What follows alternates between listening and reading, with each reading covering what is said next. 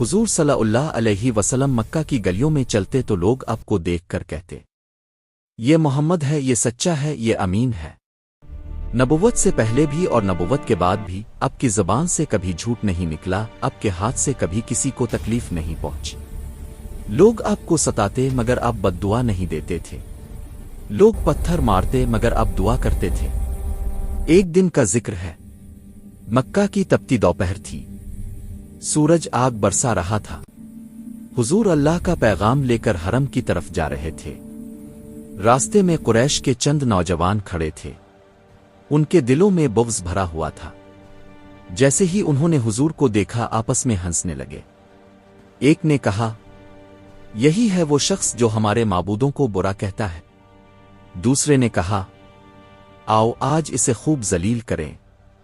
जब हुजूर उनके करीब से गुजरे तो उन्होंने आवाजें कसे मजाक उड़ाया और गालियों के तीर बरसाए, मगर हुजूर ने न कोई सख्त लफ्ज़ कहा, न चेहरे पर गुस्सा लाया। बस इतना फरमाया, अल्लाह तुम्हें हिदायत दे।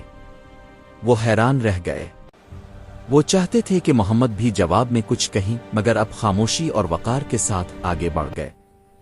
इसी मक्का में एक बुढ़िया रहती थी। रोजाना हुजूर के रास्ते में कांटे फेंका करती थी।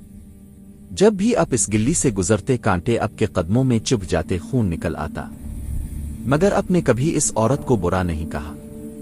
एक दिन ऐसा हुआ कि कांटे नहीं थे। हुजूर राग गए।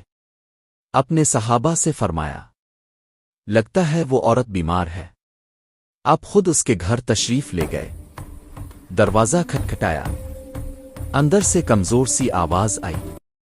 जब इस औरत ने दरवाजा खोला और सामने मोहम्मद को देखा तो कांप गई। इसे लगा शायद आज बदला लेने आए हैं, मगर हुजूर ने फरमाया, मैं तुम्हारी खैरियत पूछने आया हूं। ये सुनकर वो औरत रोने लगी। इसने कहा, मैं आपको तकलीफ देती रही और अब मेरे हाल पूछने आ गए।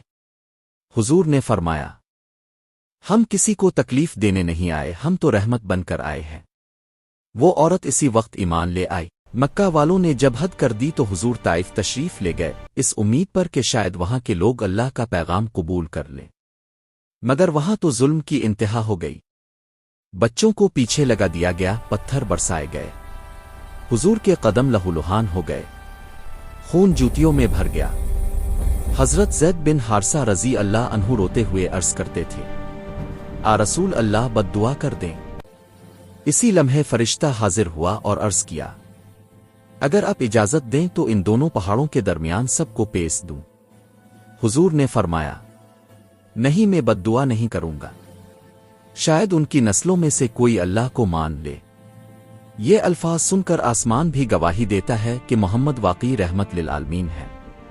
हुजूर की मजलिस में अमीर भी बैठता, गरीब भी। कोई ये महसूस नहीं करता था कि कौन बड़ा है और कौन छोटा। आप खुद जमीन पर बैठते, खुद अपना काम करते, खुद जूते सीते। एक सहाबी कहते हैं, मैंने कभी ऐसा शख्स नहीं देखा जो रसूल अल्लाह से बात करे और वो पूरी तवज्जो ना दें। बच्चे आपके कंधों पर सवार हो जाते। आप नमाज में भी सजदा लंबा कर देते कि बच्चा आराम से उतर जाए।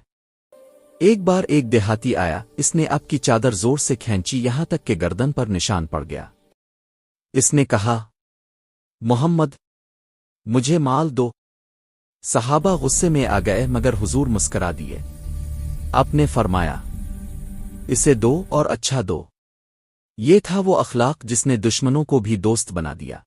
हुजूर सल्लल्लाहु अलैहि वसल्लम का अखलाक सिर्फ नर्म गुफ्तगू तक महदूद नहीं था, बल्कि अमल में ढला हुआ था। आपके घर में अगर कभी खाना कम होता तो आप कभी शको ना करते। जो मिल जाता शुक्र के साथ खा लेते। कई कई दिन चूल्हा न जलता, मगर ज़बान पर शिकायत ना आती। एक सहाबी ने अर्ज किया, आ रसूल अल्लाह, अब चाहिए तो पहाड़ सोने के बन जाएं। आपने फरमाया, मुझे दुनिया की दौलत नहीं चाहिए, मुझे सब्र और शुक्र पसंद है। हुजूर बाजार से गुजरते तो किसी फकीर को खाली ना लौटाते। कभी खजूर दे देते, कभी दुआ। अगर देने को कुछ ना होता तो मुस्करा कर बात कर लेते और वो फकीर भी खुश हो जाता। एक दिन एक यहूदी हुजूर के पास आया। इसने सख्त लहजे में कर्ज का मुतालबा किया। सहाबा गुस्से में आ गए, मगर हुजूर ने फरमाया, اسے اس کا حق دو اور نرمی سے دو۔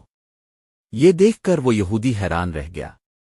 اس نے کہا، میں نے تورات میں نبی کی یہی نشانیاں پڑھی تھیں اور وہ ایمان لے آیا۔ حضور کی زندگی میں بدلہ نہیں تھا، انصاف تھا۔ دشمن بھی اب کے فیصلے پر راضی ہو جاتے تھے۔ فتح مکہ کا دن آیا۔ وہی لوگ جنہوں نے اب کو ستایا، نکالا، جنگیں کی، آج اب کے سامنے کھڑے تھے، سر جھکائے کانپتے ہوئے۔ اب نے فرمایا، آج تم پر کوئی گرفت نہیں، جاؤ تم سب آزاد ہو۔ یہ الفاظ نہیں تھے، یہ دلوں پر مرہم تھا۔ حضور کا اخلاق یہ تھا کہ اب کبھی کسی کو شرمندہ نہ کرتے۔